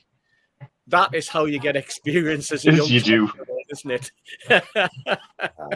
Meanwhile, we're scrambling around with academy players, wondering why they're not getting where they are today. What must it have been like? I wonder, as a 20-year-old, to go through a season, and then with that photograph, I think the game was Peter said it was I think it was Chicago Fire. I think that's who George played for, and Peter's team won 5-1, and Peter scored a hat trick. And George asked him, "What part of Canada are you from?" And when he found out he was from Newcastle, he fell off his seat and said, "God, why are you here? You should be back playing for Newcastle." That's When- experience. That's young. When you talk about players like that, you talk about the experience Page he must have got at that age, because he came back like an exceptional, one of the best players, I think, in the world. Yeah. But when you see players now, you think of that Guan Kual, who come from Australia, and he was, going to be the best thing. I mean, he nearly equalised for Australia against Argentina in the World Cup, but then he's got the heart, and you just wonder what really happens. You know what I mean? Because he went up there with so much hope. The first debut he made, they were saying, "Oh, he's got great touches," and then it seems to have died off, and you just wonder, like, Well, how many success stories is there where you put a kid like Elliot Anderson down to Bristol Rovers and he literally gets them promoted, because he was so good. How many kids are we putting out that don't get monitored and cared and watched and coached and get the benefit that Peter Beardsley got when he was in Canada? I mean, I know Beardsley is an exceptional talent, and I'm not comparing eggs for eggs, but I just wonder how many good kids you bring in, like Man City do and like Chelsea do, and where they go when they go on these loan deals. Good points, well made. Cracking show as always, lads. Brilliant, lads. Gilchrist, thanks very much. And I hope everybody has a great weekend. People often ask about sponsorship of the show. We do have sponsors, and again, thank you to everybody who's done it. I do give the thanks to them all when we do the ads section. But if anybody wants to sponsor, I've got a space for next month. So if you're interested, email john@nufcmatters.com, and he will let you know the details if you want to get your business on a show that currently has 3 million views a month. Crazy brilliant. figures that from something we started 2 weeks ago. And again, I always say it, we never take it for granted. Over 500 plus watching again tonight at any one time. Can I just say something, Steve, again, when I was over at Wembley, the amount of people who come over and had a chat and were happy to interact and wanted to say hello. Because I'm so far away from all of this, I don't always get that. And it still throws us on occasion. But thank you to everybody who made the time to come over and speak and chat and say hi. And don't stop doing it, because it makes it all so much worthwhile. And thank you again to everybody who sent the best wishes, both to me and my dad, for everything that we've gone through in the last couple of months. And thank you to the NUFC Matters community. It's an amazing thing to be part of. I love it. Yeah, no, me too, mate. Me too. I do want to send out my thoughts. Well, happy birthday to Kevin from Florida, who was in the chat earlier. I didn't get a chance to say that. A couple of messages got sent. One by Neil today, and I just want to give a big shout out to Dan, who watches the show. My name is Dan. I've just followed you on Twitter, mate. If you're still watching, he's just lost his dad. Sadly, who lost his battle with cancer. I've been to a funeral today. One of my best mates, Fred, lost his wife Tracy a couple of weeks ago. So the funeral was today. So shout out to them. Rachel's been to a funeral today, and sadly, this is what happens. It's more and more common as you get older, sadly. But Dan did send a message to Mitch to say just a wholehearted thank you. He says, my dad finished his battle with cancer today. He spent his last few hours talking about our football experience because he loved it more than anything. The huge highlight was the Legends game at Kingston Park, sat in the posh seats, a row in front of Beresford's family. It was one of our last memories as a whole family, and I'll never forget it. His name is John. And our thoughts are with you, Dan. It's not easy. Obviously, I lost a parent last year, and just make sure you speak to people, mate. It is really important that you don't isolate yourself, and make sure you do speak to people. It is very, very important. And also, want to shout out to Stu as well, who spoke to somebody who he bumped into, I believe, at the cup final last week. And I just want to, I'll chase this up because it's a guy called Alistair, I think it was. And there's a message about Oh, yeah, there it is. He says, I wonder if I could please ask a favour of you. He says, the next time you are speaking to Steve Hasty, to let him know that I will be dropping by the food bank collection before the Wolves game. He says, I don't get to many matches these days, but to cut a long story short, I will have a cash donation for him of £500 as a result of my late mother's will, for which probate has only recently been granted. He says, she knew how much the takeover meant to me. You guys in NUFC Matters gave us all hope and enjoyment and entertainment through some dark and difficult times. I thought this would be most appropriate, and I know she would. Not sure if I can gift aid it, but I just wanted to do something positive, and that is a result of what we've done on NUFC Matters, lads. So at the Wolves game, you will get £500 from that man, who, of course, Well will done. Well done. double to a grand, Steve. Yeah, what a beautiful family gesture. Must have been a beautiful, wonderful lady to think about others like that, and it makes you so gracious. It makes you so proud to be a Newcastle United fan. It really does. And to everyone who donates, whether it's a penny or a pound on match day, to the NUFC Fans Food Bank, where all the money goes directly to the West End Food Bank, I just want to say a huge thank you. Well done. Yeah, me too. Okay, folks, it's been 2 great hours. Have a great weekend. We'll let Keith Patterson go back to his dinner party or whatever he's doing. He says he was in court today and he gets sentenced next week. But it's been a great night. I'll be back 12:15 tomorrow. Lads, have a wonderful weekend. Look forward to seeing you all next week. Take care, guys. See you, lads. Take it easy, See you, everyone. everybody. Lads and lasses. Everybody.